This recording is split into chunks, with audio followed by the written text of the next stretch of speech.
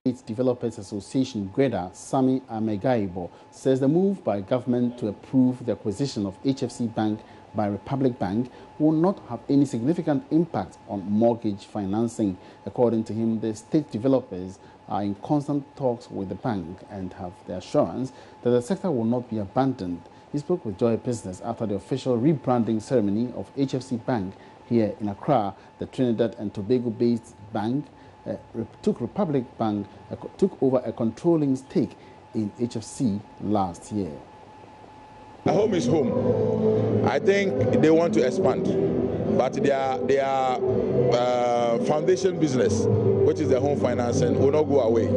I'm privileged to have met the MD personally and Paula one-on-one, and we have discussed mortgage at length. In fact, we shared ideas on what I think are problems in the industry and some measures that we think we can bring on board to mitigate some of the challenges that the mortgage market is facing.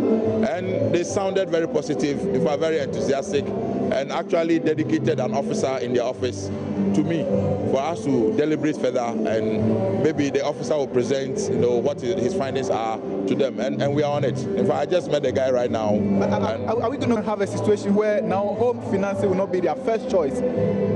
Well, it depends. You see, you can have a portfolio and allocate your market share in a particular setting. What is more important is you don't drop what you have always provided for mortgage, but then make possible to include the oil and all.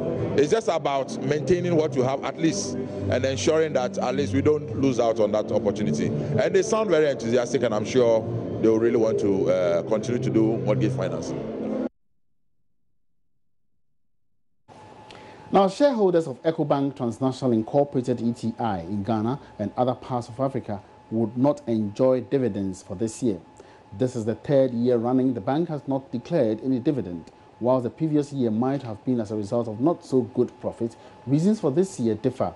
Now, George Uafe is currently in Lome attending the annual general meeting for Joy Business and has come through with this report. According to the board chairman, the decision not to declare dividend is critical to ensure that they can indeed plow the profits into the business to meet some regulatory requirements in the various markets that they operate. However, this didn't go down well with some shareholders who insist that the bank should look at a way to meet them halfway through in terms of the dividend payment. Managing Director of the bank, Ade Adeyemi, said that they've come very far in cleaning up their books and putting the bank on a strong footing. The meeting brought together shareholders from other countries in West Africa, including Ghana and even others in other regions in the world. From Lome, Togo, this is George Uafe reporting for Joy Business. And in other business news, microfinance institutions are appealing to the Bank of Ghana to review the deadline for meeting the minimum capital requirement to remain in business. The firms have up till June 2018 to increase their capital base from 500,000 to 2 million cedis. Daryl Kwa reports.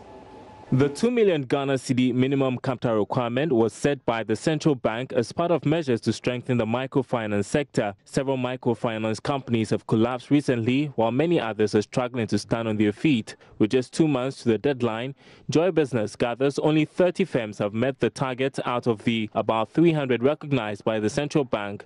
President of the Ghana Microfinance Institutions Network, Yao Jamefi, says they are seeking audience with officials at the central bank to reconsider the target.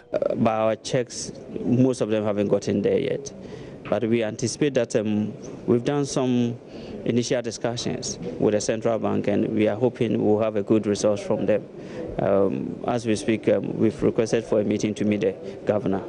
And we do hope they will accept some of the proposals we are putting across. We are looking at the lower level. Why can't we look at efficiency and then guide them to do the proper work? Mr. Jamefi spoke to Joy Business at the 2018 Financial Inclusion Summit organized by the Microfinance Association in partnership with the Financial Inclusion Advocacy Center. Head of the Development Finance Unit at the Ministry of Finance, Godwin Anku, explained measures being taken by government to achieve its financial inclusion agenda. Using digitization as a driver of financial inclusion and as a way of facilitating payments and as a way to promote transparency and accountability within the system. So that is also going to happen. Then, like I said, I mean, there are a number of other initiatives that we'll be doing under consumer protection. And then you all agree with me that when you're doing these things, those who are going to patronize the service also need to be enlightened. So we're going to do a massive financial awareness creation events and activities so as to make our consumers of financial services and products understand what exactly they are consuming. The two-day summit is bringing together regulators, policymakers, fintech companies, fund managers, investors, and practitioners. And that's all in business for now. There'll be more business at midday. My name is Emmanuel Abuaji. Coming up next is sports.